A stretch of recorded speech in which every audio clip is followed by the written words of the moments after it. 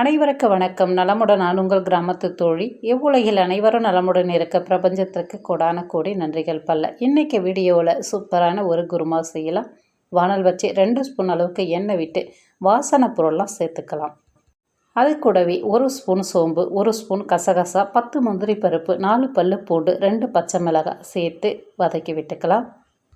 அதிகமாக தீ வச்சு வதக்க வேணாம். இது எல்லாமே கம்மியான தீயிலே வதக்கி விட்டுக்கலாம்.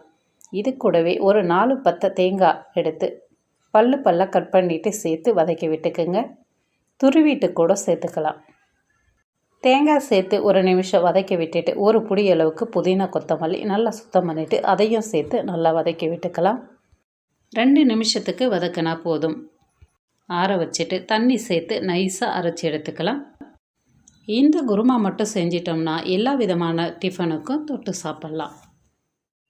அதே வானல் வச்சு 2 ஸ்பூன் எண்ணெய் விட்டு பெருஞ்சீரகம், 2 வெங்காயம் நீட்டு வாக்கில் கட் பண்ணிவிட்டு சேர்த்து நல்லா வதக்கி விட்டுக்கலாம். இது கூடவே கருவேப்பிலை வாசனைக்கு சேர்த்து நல்லா வதக்கி விட்டுட்டு 1 ஸ்பூன் அளவுக்கு இஞ்சி பூண்டு பேஸ்ட்டை சேர்த்து நல்லா வதக்கி விட்டுக்கலாம். வெங்காயம்லாம் நல்லா வதங்கி வந்ததுக்கப்புறம் பழுத்த தக்காளியாக 1 கட் பண்ணி சேர்த்துக்கலாம். தக்காளியை சேர்த்துட்டு நல்லா வதக்கி விட்டுக்கலாம்.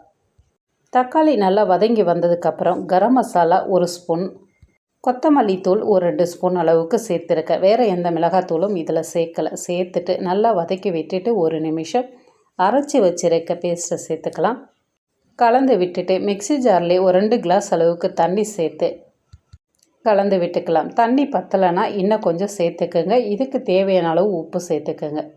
அதிகமான தீ வச்சு ஒரு 10 நிமிஷம் கொதிக்க விட்டுட்டு அதுக்கப்புறம் கம்மியான தீயில் ஒரு 5 நிமிஷம் கொதிக்க விட்டு எடுத்தோன்னா சூப்பரான சுவையில் குருமா குழம்பு ரெடி.